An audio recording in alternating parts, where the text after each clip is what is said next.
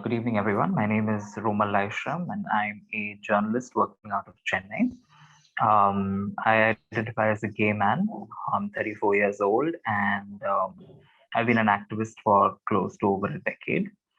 I think that's about how much I could introduce myself. I've been involved with the Pride movement since 2008, and I've worked with several publications all across India since 2002. Well, thank you for the time that you have. I do understand that you've been very busy, and thank you so much for giving us this time. It is really precious for all of us. Now, let me continue by asking you, can you please enlighten us about your journey of self-discovery? And what do you say was the most challenging aspect, or were there multiple aspects which you found really challenging?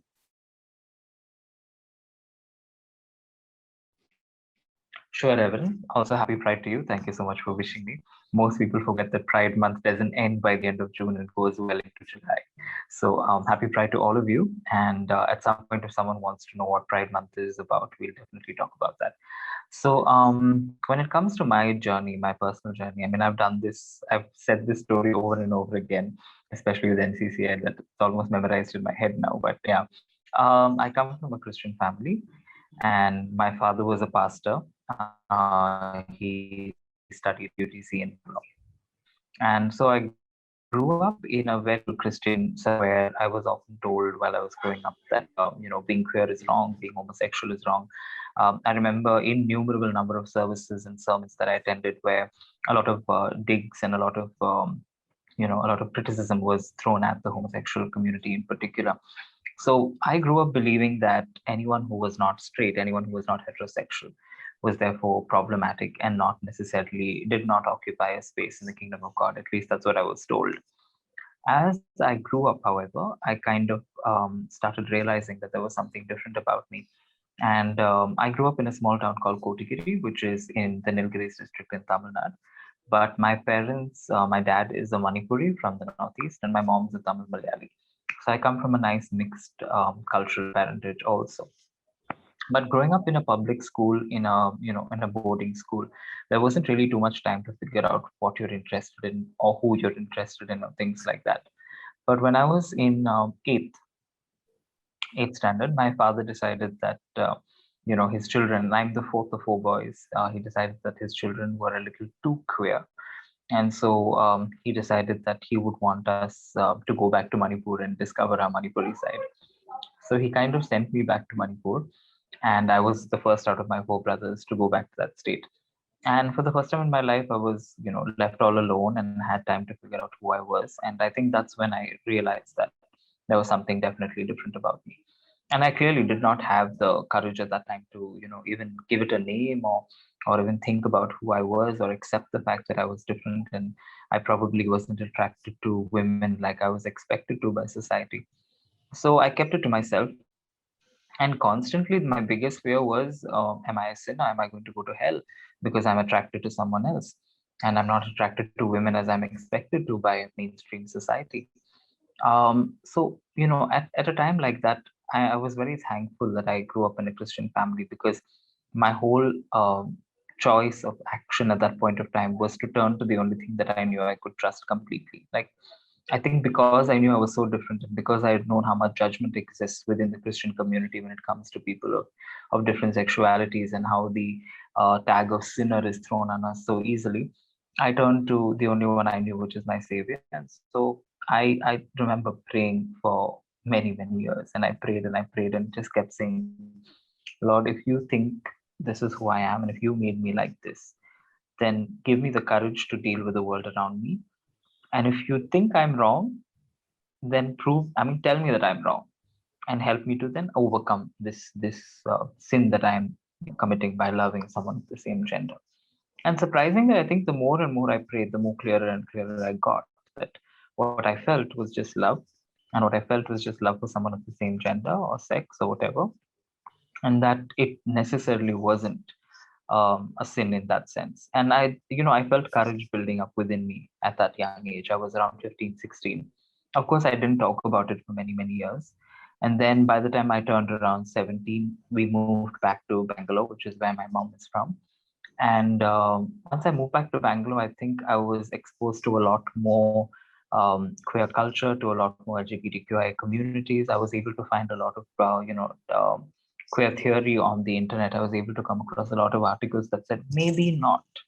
Maybe there is a space for queer people. Maybe there is a space for LGBTQI individuals within the Christian community.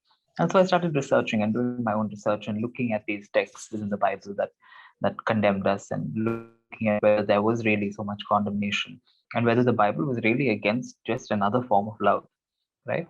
And I think I was very clear from the very beginning that even though I was queer and even though I was gay, I didn't want to live outside the moral conduct of a Christian, value structure. Like I wanted to be what a Christian person is expected to be. I wanted to wait for marriage. I wanted to wait for finding the right one. I didn't want to, throw myself into a pool of random liaisons with 1,000 people, like a lot of people assume gay people do. So I think my morals were always in the right place. It's just that I was told constantly by everyone that who you are is wrong, and what you are is wrong, and what you want to be is wrong. And so therefore it is a problem. But I think as I grew up, and by the time I was around 18, I was a lot more confident, and I knew that there were so many people like me outside in the world, not necessarily in India, but across the globe. And so I reached out to people and I started to get to know other people. I read a lot of stuff online and realized that maybe there is space for me within the Christian fraternity. And so I slowly started building up my confidence, and I came out to my parents when I was 18.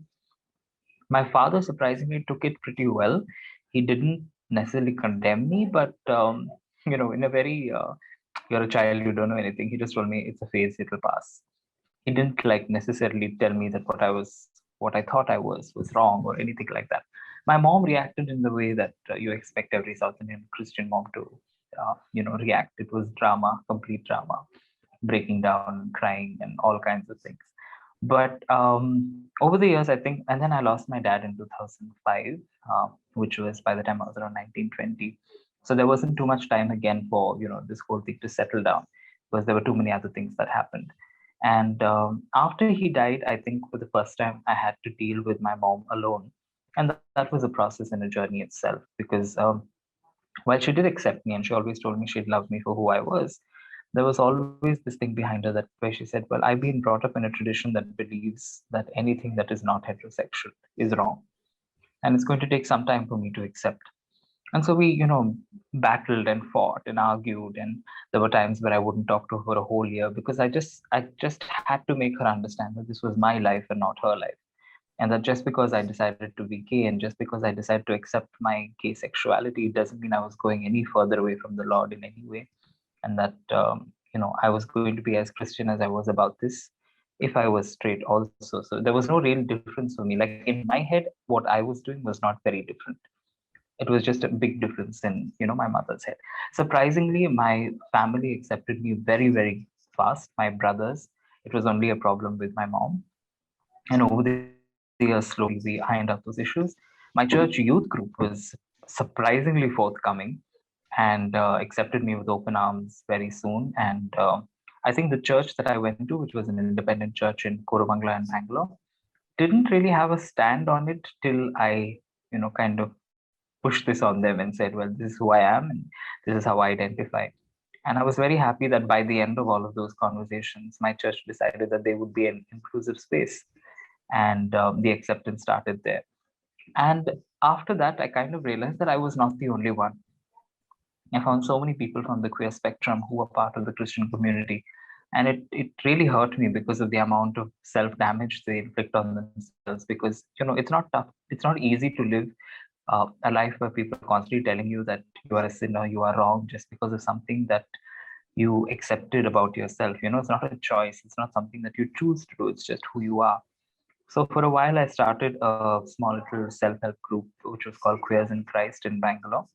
And we would often meet every Friday and have a small little prayer meeting and, talk about our life experiences and all of that. But because of the amount of pain and grief that the Christian community had given to the LGBTQI individual community, most of our meetings would just end up in people breaking down and crying. And it became more like counseling sessions than prayer meetings. And I honestly say at that age I wasn't equipped to deal with those kind of things. Then I prayed about that and I said, I want to do this, Lord, but I don't really think I can. I don't think I have it in me. I mean, I do have my small little bit of psychology that I did for my degree, but beyond and above that, I can't deal with this much hurt, pain, grief, brokenness. It's just something that is beyond me. And to deal with this week after week, it was a little too much to deal with. That's when I came across NCCI. It was, happen chance that I'm very, very happy, really, really happy about, because the Isha project was making its way into the south of India, and they were doing a lot of amazing work. And so that's my journey, and that's when I started to work with the Isha project, and now with the Forum for Sexuality and Gender, which is part of the NCCI. And the idea, therefore, is to talk to churches as much as we can and explain to them that members of the LGBTQI spectrum are just like you, and the only difference is that they love someone of probably the same gender or of the gender that you do not accept. But at the end of the day, we are all adults who want to live healthy, consensual, ethical lives that are filled with love and concern for each other. And reducing us to merely people who are driven by our sexual lust is very unfair to us as a community. It's very unfair to me as an individual to claim that just because I love someone of the same gender, my love is not as good as your love, or that my love is not as good as heterosexual love, or that my love is completely driven by sex, because that is not true at all. So, yeah, that's my introduction. Wow, thank you for that very powerful and encouraging story. And I have noticed that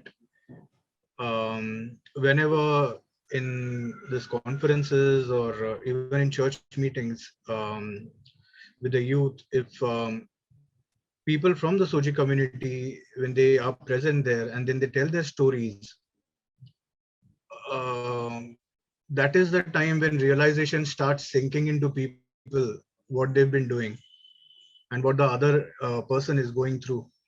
And that's why the stories are so powerful, because I believe it is the stories which really transform on a very practical level, doctrinally speaking, or trying to convince people. It's a very hard thing. And usually I have not seen it work.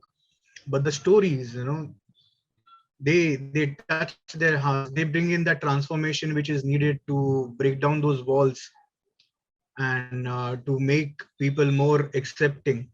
So thank you for your stories. It's like people and activists like you who truly are the transformative factor in this whole endeavor, I suppose. But a recent Live Mint report, I think in the last week or something, it came up. Um, what they have discovered was that the student activists from secure, from especially say from North Indian universities like JNU, DU, they don't want to take any stand on the Soji community. In fact, it was discovered that they are actually quite homophobic. Would you like to comment something on that?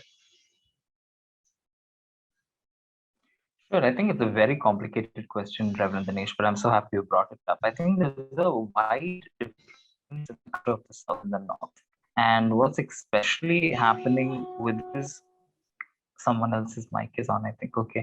What's really happening in the North that we've noticed over the last few years is the North as a community is kind of devolving into, smaller communities defined by caste, by religion, by all of these things that student population wouldn't want to support.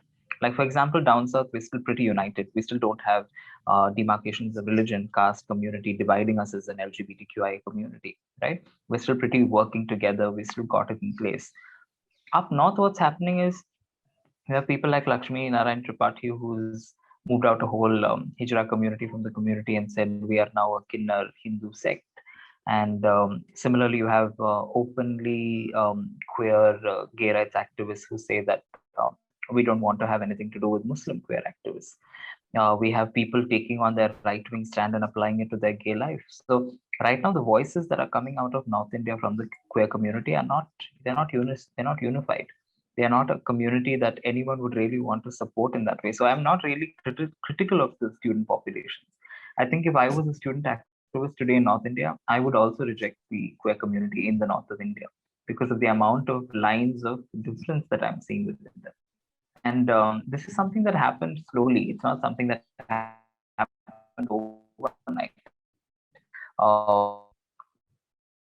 We saw the slowly when we would fight for trans rights. The bill that passed recently, we saw a big crack happen within the trans community where one group were very happy with the bill, one group was not happy with the bill. But somehow within the LGBTQIA spectrum, we seem to see a lot more lines of division. And these lines of division, people are not ashamed to talk about them anymore. So, it's not surprising in 2021 to have a gay rights activist or a trans rights activist saying, I am an upper caste Brahmin, superior, queer person. Like they are taking these identities of division as matters of pride. And I think when a student community that stands for unison and things like that, when they see these kind of people representing the community, they are bound to be very irritated, right? On the other hand, also a lot of the North Indian community, you see a huge economic divide. The people who are coming on TV are not the people who are working, in the grassroots. The people who represent the queer community on your TV shows and TV debates are often well-educated, well-to-do, hoity-toity, what the TV channels call Lutyens Delhi kind of people who are representing the community, but they're not the ones who are actually doing the work. And I think for student activists, when they see that the people who are doing the work are not getting represented and they are not being pushed at the forefront of the community, and they're not being kind of acknowledged for what they're doing, people start losing faith in the community. Whereas when it comes to the South, we are still an emblem of unison. We are still an emblem of a community that works beyond, social barriers, beyond economic barriers. We're still a community that fights constantly for equal representation. We're a community that fights for intersectionality. We're constantly saying, please don't bring in caste, please don't bring in religion, please don't bring in these things. Let us be united.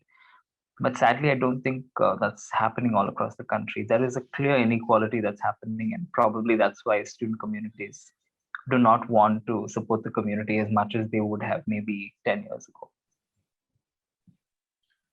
Thank you. Thank you for enlightening us on this. And on the same lines, just moving ahead regarding these cracks which are coming up in the LGBTQ plus community, there's something very interesting which I have started to come across again and again. It's there's certain people from the Soji community who would think that it is not a good idea to club sexual identities and gender identities activists or both of them together in one single community.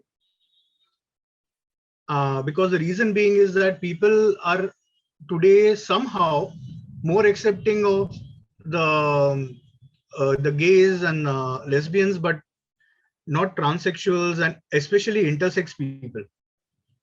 So that is making problems for them. And taking this into consideration, there are some problematic questions which are coming up. And for example, say as a gay male, like you said, you identify as a gay male. Now, would you be sexually attracted to a woman who identifies herself as a man or himself as a man? Or the other way around, if a man identifies herself as a woman, would you not feel any sexual attraction to her? It may sound a little ridiculous or not for this place, but there's something, these debates which have been coming up and these voices that I've been hearing. So can you just clarify a little bit on this? No, I think it's a fabulous question. I don't really know if it makes sense in a context like this. So it is an introduction to the community. It's just, yeah. Yeah, but I would clarify the answer to both those questions that you put. But before that, I just want to say that we don't use the word transsexual anymore. The word is transgender. Transsexual is an outdated term. And you can check online as to why it's outdated nowadays. We prefer the term transgender. Yeah. So, what you're saying is scientifically, when you point it out, why should a gender community and a sexuality community mix? It makes no sense. But when the LGBTQIA movement globally started, what we realized was this movement gained its strength from collaboration. It gains its strength from numbers. It gains its strength from people accepting each other with their differences. So today, if you look at which is why I don't use the word SOGI, I use the word LGBTQIA. Globally, people use the word SOGI, but I think it simplifies the community far too much. When I talk about LGBTQIA, we have these two beautiful things, which is A, and we have the word Q. Now, the word Q is a very inclusive term because it says you can be anything that you identify, even if you don't have a tag, whether you can be L, G, B, whatever, or you can be something that you don't even know you are. You could just be questioning. You could be anyone who is not necessarily a cis heterosexual person, and you have place in my community. And therefore, this letter Q will represent you, right? It's a very inclusive letter that has been added into this acronym set. And then you also have the word A. A lot of people think A stands for asexual, but it also stands for ally. So many people on this group are allies of the community, and you are very much a part of the LGBTQIA. We don't say that you're different from us. You could be cis heterosexual, but if you're an ally, you're very much part of the LGBTQIA community. So the idea of the LGBTQIA umbrella, and then the idea that we added the plus at the end, was to just say that anyone is welcome. You could just be an HIV positive person who doesn't have a sense of community elsewhere, and the LGBT community will give you space and say, you are with us, and we will fight for you, and we will give you that space. We will create your chosen family. We will give you a shoulder when nobody else will. So, the idea of the LGBTQIA umbrella was to do that. And it makes complete sense when you talk about it scientifically or academically, that why do we put gender spectrum identities and sexuality spectrum identities under one club? Because at the end of the day, the movement of LGBTQI was to basically tell people that love is universal, that we come together to celebrate love for one another. We don't come together to celebrate the idea that we want to have sex with this one or sex with that one. Sexuality is about sex. Gender is not about sex. Gender is about identity. So a lot of people just can't seem to connect the two. They're like, no, no, this is a sexual behavior. This is a gender behavior. Why are you confusing the two? We're like, we are not confusing. Gender plays a huge part of role in attraction. Sexuality plays a huge part of role in attraction. Why keep one away from the other? At the end of the day, the goal is to tell people that if you're not heterosexual, you still have space. If you're not the majority, you still have space. You have this community here that will support you in every way that is possible. So that is why we keep that. But as you pointed out in the earlier question, why is there a difference in the north and the south? Because this whole idea of inclusion, this whole idea of the LGBTQIA plus community being one is being broken, is being attacked. And today we are breaking down into bits and pieces. There are a lot of trans activists who say, no, we don't want to be associated with LGBT people. There are a lot of LGBT activists who are saying we don't want to be associated with trans people. The intersex community is already such a minuscule minority. They have nowhere to go. They're not accepted by the trans, they're not accepted by the LGBT. So where does a small community like this stand on its own? If the intersex community had to stand on its own and fight for their own rights, nothing will happen because they are so small. I think the numbers are 1 in 1 lakh, or even more smaller than that, right? But look at the amount of progress we have made with intersex. Today in Tamil Nadu, for example, a child who is born with intersex presentations, you cannot do a medical surgery on them till the age of 18, where they have explicitly given their permission. A court in Tamil Nadu, why would they do this? Because people have been fighting it. And do you think the people fighting for these cases are intersex people? No. It is the LGBTQI spectrum. A lot of those lawyers are allies. A lot of those lawyers are gay. A lot of those lawyers are lesbian. A lot of them who are fighting for the intersex community is trans. So the idea is that when we come together unified, the numbers will increase and more work can be done. And that is why we came together. Now, the second part of your question about would I be attracted? Attraction is something that cannot be broken down into formulas. It's not something that can be broken down into if you are X, you will be attracted to Y. If you are Y, you'll be attracted to Z. Yeah. Sexuality is when we talk about it, largely we're saying I will largely be attracted to people of this gender. I will largely be attracted to people of that gender. I will largely be attracted to people who present like this. I will largely be attracted to people who present like that. But will I be attracted to everyone like that? Not necessarily. Like personally, for me also, there have been times I have found myself being attracted to a lot of trans men, knowing fully well that they were women at one point of time. Like I find them very, very attractive. Will I go and therefore ask them out on a date or proceed and have a relationship with them? I don't. That clearly depends on other things. It depends on how well I know them, like how everybody else meets people and gets to know people as human beings. The idea of being with that person comes from many, many other factors. But am I attracted to them because they present as male? Probably. If they're, if they fit my physical attraction, if they fit the kind of men I'm generally attracted to, I will find them attractive. Will I act on that attraction? Maybe not. But if you ask me whether I'm attracted to them, yes, they fit into the general idea of what I think a man should be, and so therefore I might be attracted to them. Similar thing goes for trans women. A lot of straight men, people who are completely straight, will, if you nudge them a bit, will say they are attracted to very good looking trans women because those trans women present as women.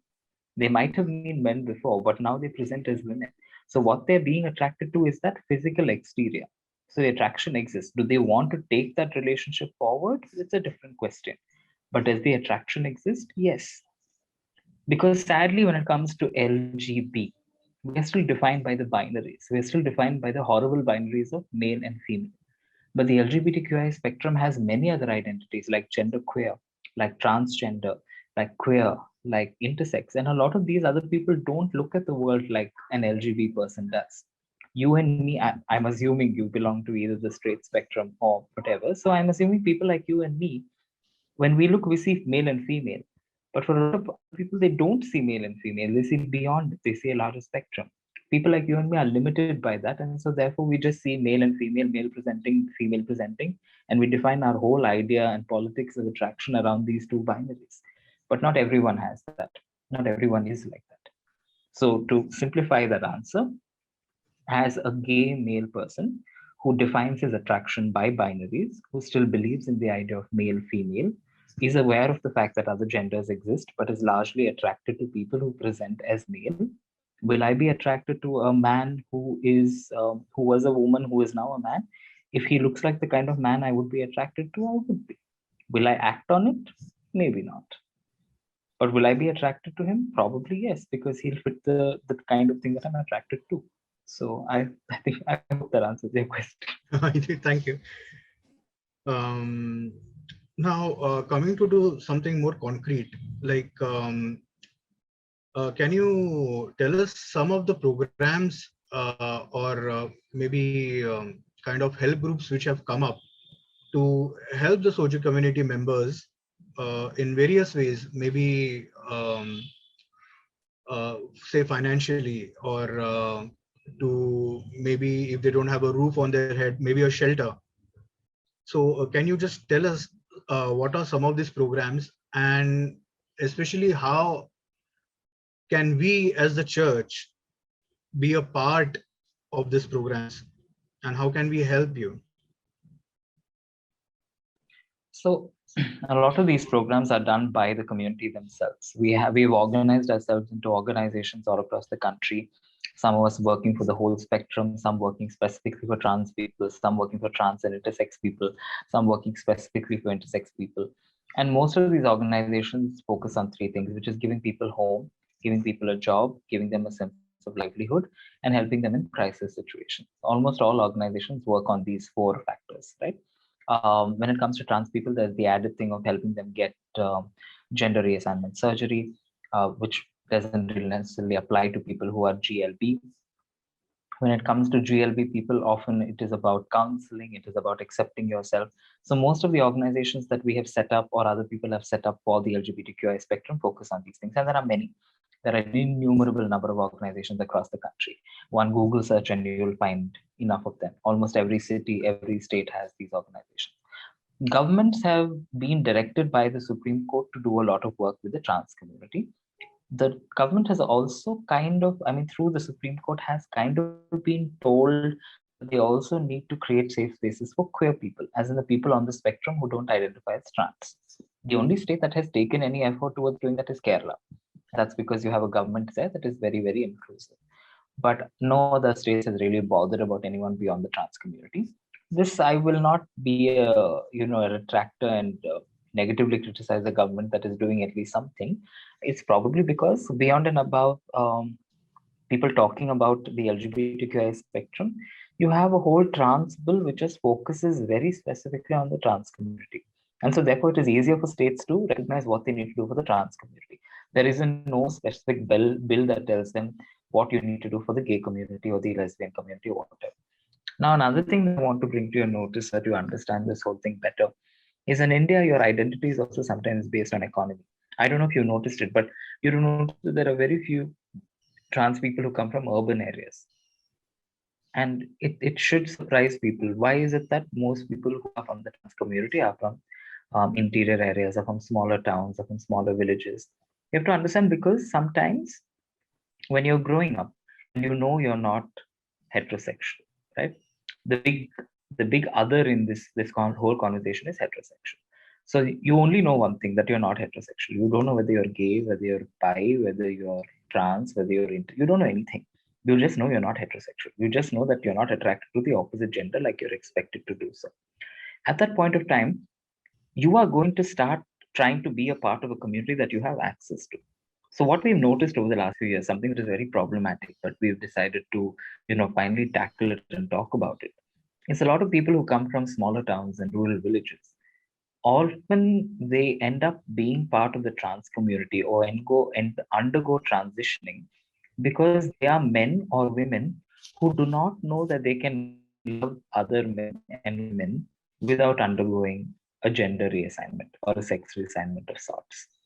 So a lot of older trans activists today, I mean, they will not publicly ever come out and tell you this because it will work against the community. But they will tell you openly that if I was younger and if I was in a city like, say, Bangalore or Delhi or Mumbai, and I knew that I could be a man and be attracted to a man, maybe I would have been gay today.